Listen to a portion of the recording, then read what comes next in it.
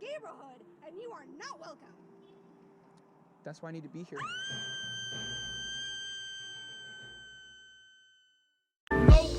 While I take totes of the marijuana smoke, throw you in the choke, gun smoke. Biggie smokes for mayor.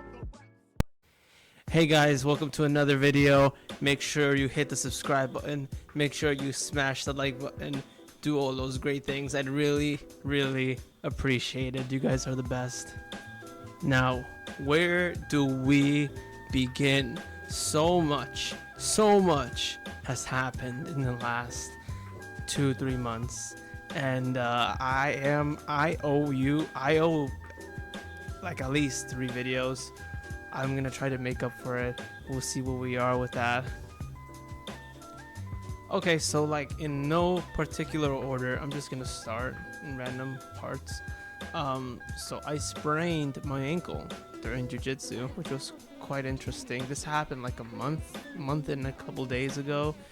So pretty much what was happening, it was like at the beginning of like the Wednesday evening drill. So we were like practicing wrestling, and we would do like some warm-up takedowns. So like, for example, I would pick a partner, and then I would let him take me down 5 times, and then I would take him down 5 times.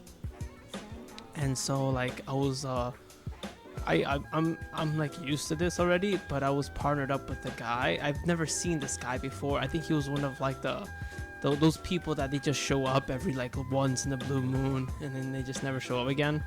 I think he was one of those guys, because out of like my 3-4 months that I was there, I've never seen this guy before.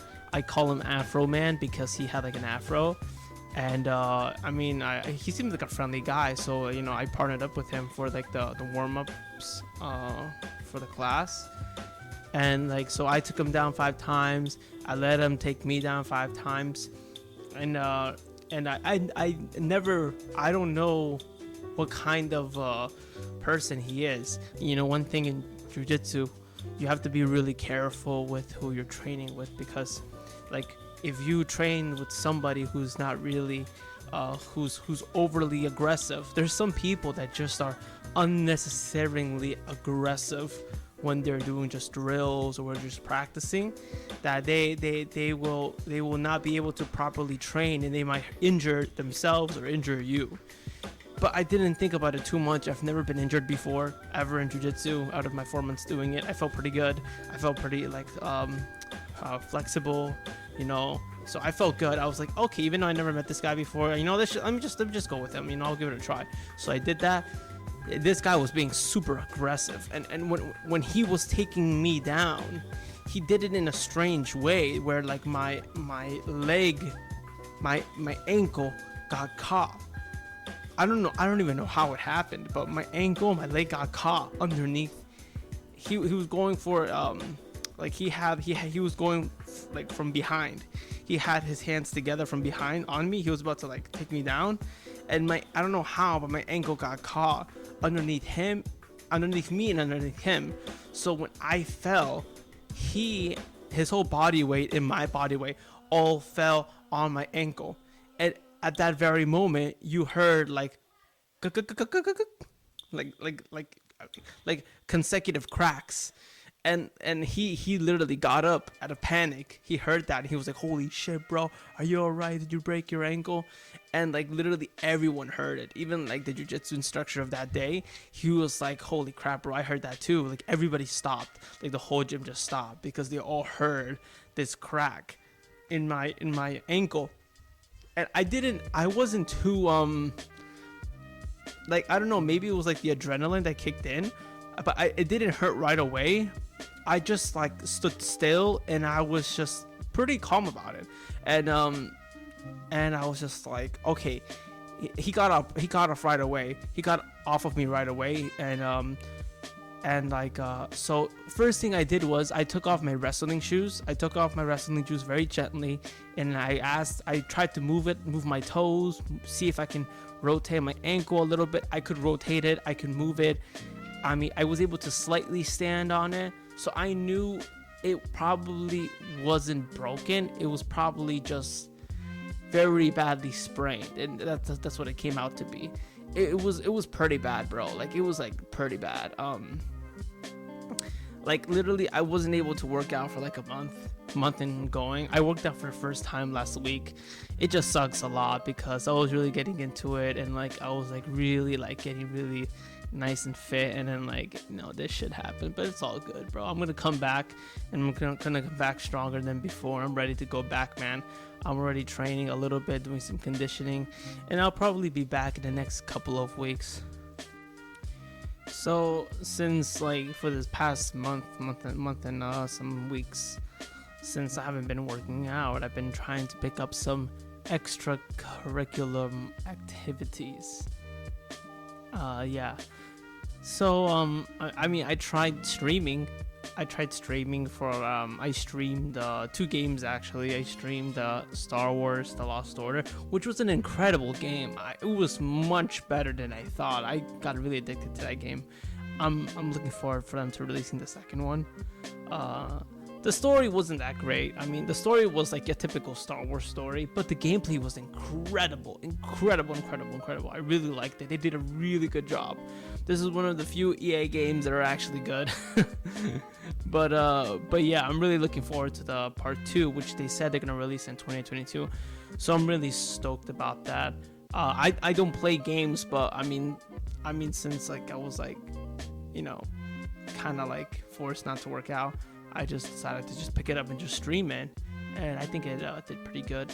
I also streamed Metro Exodus, which I'm a fan of. I'm a fan of like the whole idea of like the post-apocalyptic like world. Like, what would the world be like if like a nuclear war happened?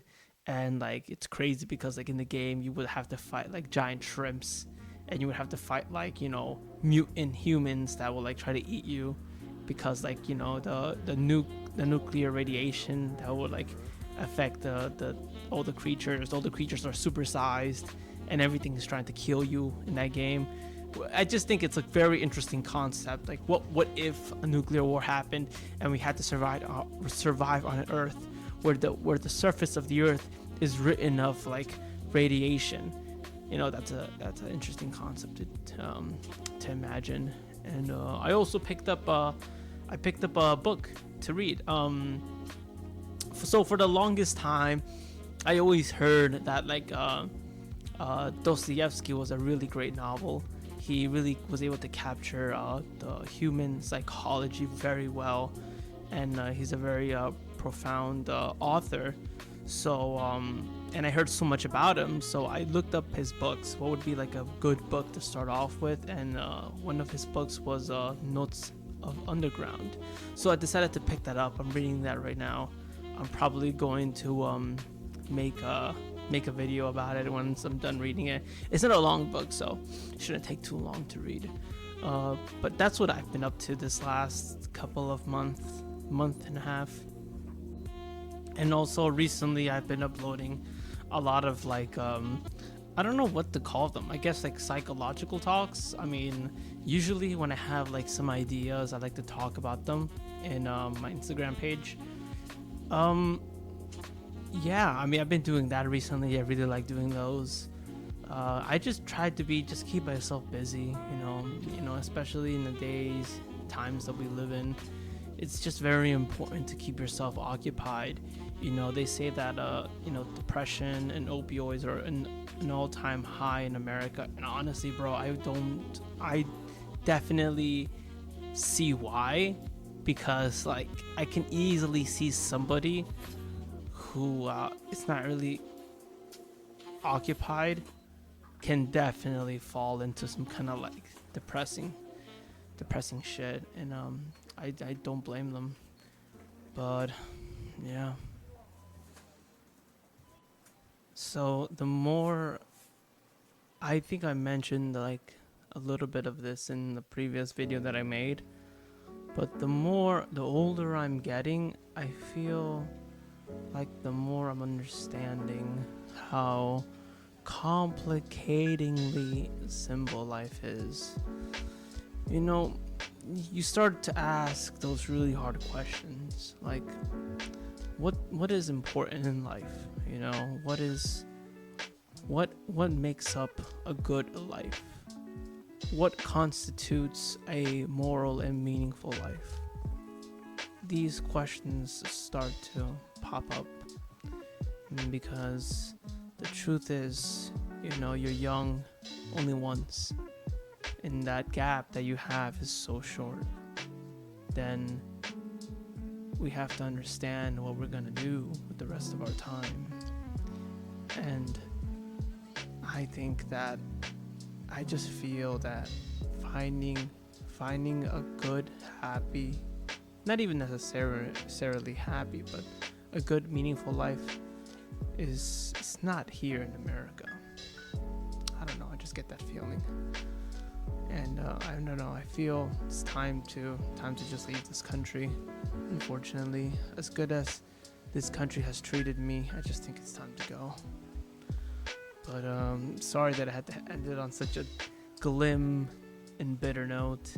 I'll make sure I'll try to make the more future videos more like funny and like talking shit. I mean, I like to talk shit, I love it. But I don't know, it's just that a lot of stuff has been happening in the last couple months, so it's all good. All right, yeah, I guess that's all I have to say. I'll catch you guys later. Peace.